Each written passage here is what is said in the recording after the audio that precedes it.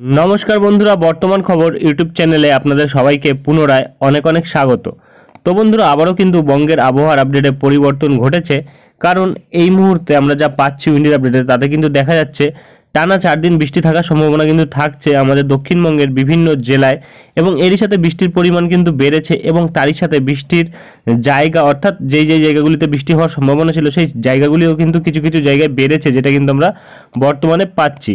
এবং ক্রমশ যদি আমরা চলে আসি আলিপুরের আপডেটে ও মৌসুম ভবনের আপডেটে, তাহলে কিন্তু দেখা যাচ্ছে মৌসুম ভবনের আপডেটে কিন্তু বলা হচ্ছে যে একটি পশ্চিমী ঝঞ্ঝা রয়েছে এবং একটি ঘূর্ণাবর্ত রয়েছে, যেটি একটি রয়েছে আমাদের উত্তর পশ্চিম ভারতবর্ষে এবং এটি কিন্তু ক্রমশ পূর্ব দিক বরাবর অগ্রসর হবে, এবং আরেকটি ঘূর্ণাবর্ত রয়েছে যেটি কিন্তু উত্তর পূর্ব বাংলাদেশে রয়েছে। তো আমাদের ভারতীয় মৌসুম ভবন ও আলিপুর আবহাওয়া দপ্তর কী বলছে তা কিন্তু তুলে ধরবো আমরা এই ভিডিওতে।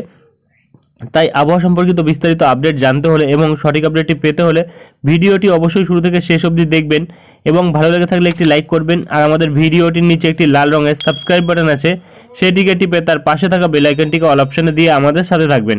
এবং আপনারা বর্তমানে ভিডিওটি কোন জেলা বা জায়গা থেকে দেখছেন, সেখানকার আবহাওয়ার পরিস্থিতি কেমন আছে তা কিন্তু অবশ্যই কমেন্ট বক্সে কমেন্ট করে জানাতে ভুলবেন না। তো চলুন বন্ধুরা, আমরা ভিডিওটিকে শুরু করব। তবে তার আগে দেখে নেব আমাদের ভারতীয় মৌসুম ভবন ও আলিপুর আবহাওয়া দপ্তর কী আপডেট দিয়েছে। তো বন্ধুরা, আমরা চলে এসেছি ভারতীয় মৌসুম ভবনের আপডেটে। এখানে প্রকাশিত আপডেটে কিন্তু বলা হচ্ছে একটি পশ্চিমী ঝঞ্ঝা রয়েছে, যেটি ঘূর্ণাবর্ত রূপে রয়েছে এবং এটি কিন্তু ক্রমশ সরে আসবে পূর্ব দিক বরাবর, এবং এর ফলে কিন্তু বৃষ্টি থাকবে 10 থেকে 12 তারিখ অবধি আমাদের উত্তর পশ্চিম ভারতবর্ষের বিভিন্ন জায়গায়, এবং আমাদের উত্তরবঙ্গেও কিন্তু বৃষ্টি থাকার সম্ভাবনা থাকবে। এবং এখানে বলা হয়েছে একটি ঘূর্ণাবর্ত রয়েছে, যেটি কিন্তু এখানে উত্তর পূর্ব বাংলাদেশের ওপর রয়েছে এবং লোয়ার ট্রপোস্ফিয়ারিক লেভেলে রয়েছে। এর প্রভাবে কিন্তু বিভিন্ন জায়গায় বৃষ্টি থাকবে, অরুণাচল প্রদেশ, মেঘালয়, আসাম, নাগাল্যান্ড, মণিপুর, মিজোরাম, ত্রিপুরা বিভিন্ন জায়গাতে থাকবে। এবং বলা হচ্ছে এরই সাথে তাপমাত্রার যে পরিবর্তন ঘটেছে তাতে কিন্তু বলা হয়েছে যে তাপমাত্রা কিন্তু বাড়বে 3 থেকে 4 ডিগ্রি আমাদের উত্তর পশ্চিম ভারতবর্ষে আগামী 4 দিনের মধ্যে। তবে তারপরে কিন্তু 2 থেকে 3 ডিগ্রি তাপমাত্রা কমে আসবে, এবং তাপমাত্রা কিন্তু বাড়বে 2 থেকে 3 ডিগ্রি আমাদের মধ্য ভারতবর্ষে। মহারাষ্ট্রে 3 থেকে 5 ডিগ্রি তাপমাত্রা বাড়বে এবং পূর্ব ভারতবর্ষে আগামী 5 দিনে বাড়বে।